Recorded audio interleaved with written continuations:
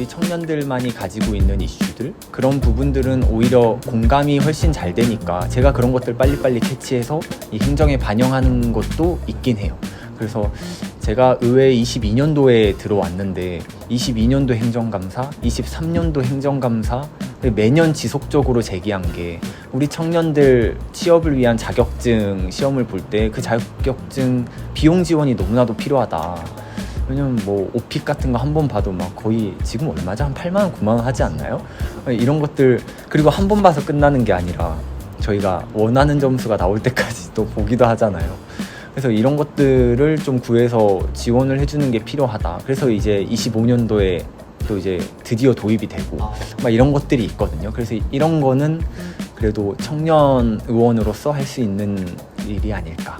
일단 오픽 얘기 나오니까 거기에 열심히 끌어올린 것 같습니다. 서쪽으로 오시면 비용 지원을 받고 오픽을 볼 수 있습니다.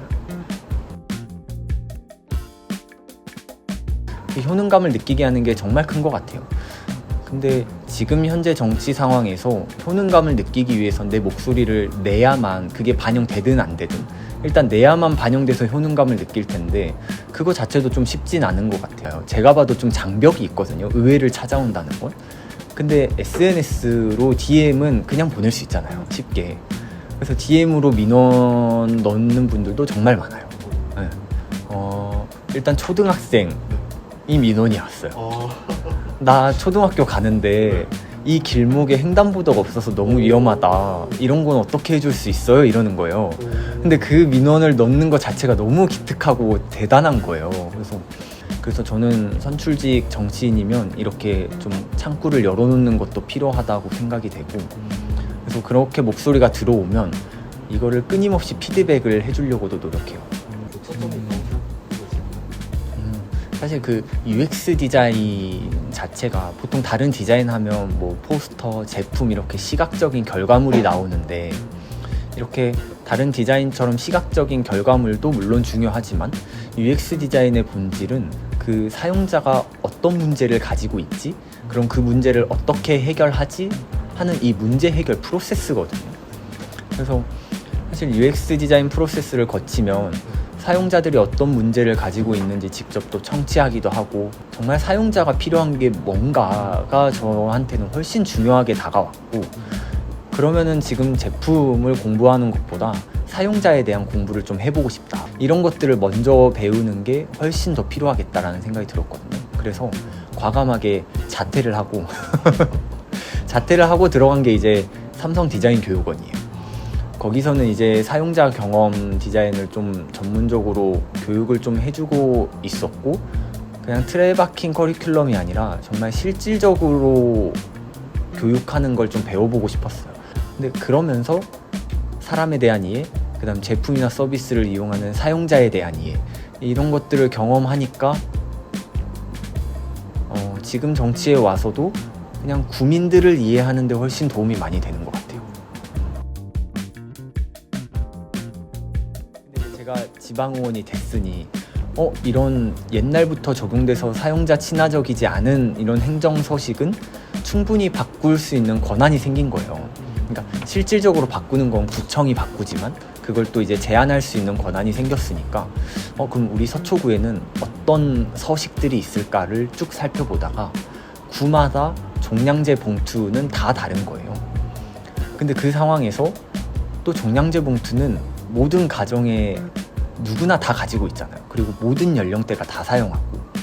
근데 이제 그걸 봤을 때 이거는 좀 개선할 필요성이 있겠다 해서 주변에 있는 서초 국민분들한테 지금 우리 서초구 종량제 봉투다 하면서 유저 인터뷰를 다 돌렸어요. 거기에 있는 정보를 본 적이 있는지, 이런 정보들은 어떻게 느껴지는지 등등을 세부적으로 다 인터뷰를 하니까 문제가 있다. 가장 크게 불필요한 정보들이 너무 많다. 그래서 두 번째, 불필요한 정보들이 많이 담겨 있으니까 오히려 보이지가 않는다, 필요한 내용이. 그래서 이런 것들은 개선할 필요성이 있겠다 싶어서 부서랑 협의를 했어요. 내가 국민들한테 이런 종량제 봉투의 문제점들을 들었다, 이런 것들을 개선하면 좋겠다 하니까 부서가 반대하는 거예요. 그래서 사실 반대하는 이유는 이제 부서는 보통 우리 공무원 조직이라 하면 되게 안정적인 걸 추구하잖아요. 내가 이 정보를 뺐다가 문제가 생기면 어떡하지? 또 구의원의 권한 중 하나가 구청장을 발언대에 세워서 질문할 수 있는 권한이 또 있어요. 그래서 제가 바로 그 다음 달에 구청장 발언대에 세워서 이제 그거에 대한 질문을 했어요. 그랬더니 이제 구청장님께서 바로 그러면은 변경하자 해서 바로 변경을 하게 된 사례입니다. 이게 사실 우리 서초구가 다른 지자체에 비해서도 되게 AI 선도 자치구다 하면서 되게 많이 알려진 측면도 있거든요. 근데 사실 AI가 적용됐다고 보기 너무나도 어려울 정도로 아직 너무 미흡해요. 너무나도 미흡해요. 이 지자체에서 제공하는 서비스다 보니 그 AI에 대한 부작용을 우려하지 않을 수가 없는 거예요. 그래서 그런 부분들에 대한, 그러니까 AI로 인한 부작용, 또 윤리적인 문제, 이런 것들이 먼저 선행되어야만 그 다음에 우리 지자체에서 AI 서비스를 제공하는 게 좀 타당하다는 생각을 하고 있어요. 그래서 지자체에서 제공하는 건 오히려 막 선도적으로 막 빠르게 도입하는 것보다는 이 안정성을 먼저 갖추는 게 필요하다, 이런 생각을 좀 하고 있어요. 그러니까 보통 이 그러니까 보통 구청에는 민원센터가 있거든요. 그래서 뭐 서류 발급하거나 하면 다 민원센터에서 이제 공무원분들이 이제 서류를 떼주거나 하잖아요. 근데 그런 것들을 이제 AI가 대체할 수 있는 시스템을 도입하려고 그걸 예산을 거의 한 5억 정도를 들여서 도입하겠다고 왔어요.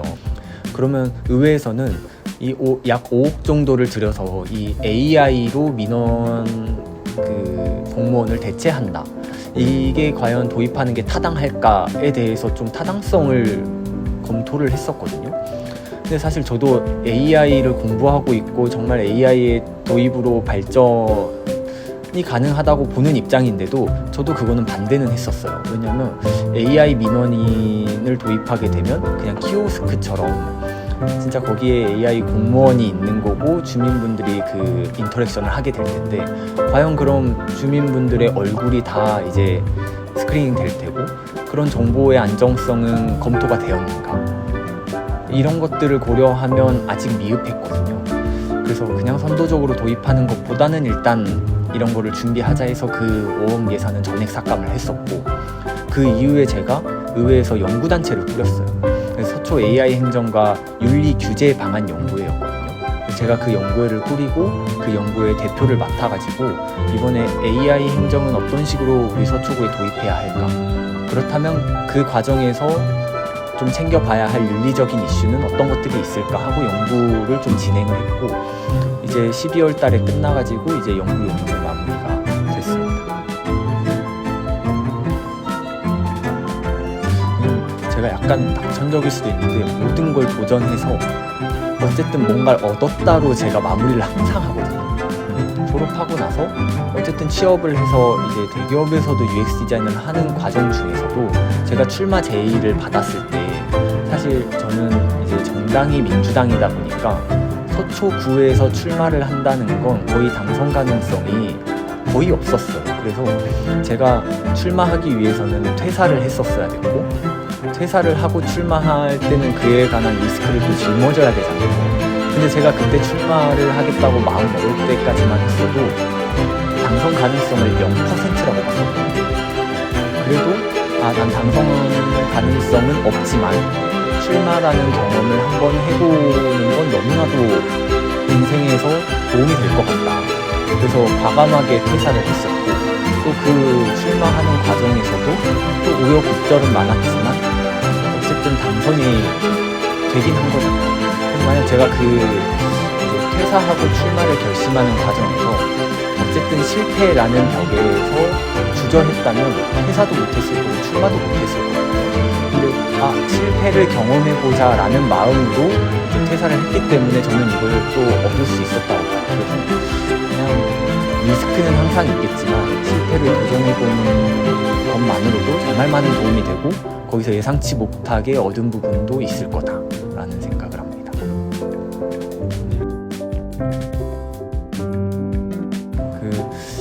제가 이제 대학교 다니면서 저 스스로는 가장 중요하게 생각했던 점이 뭐였냐면 지금 우리 사회에서 나는 어떤 존재로 앞으로 살아갈까라는 고민을 굉장히 많이 했거든요.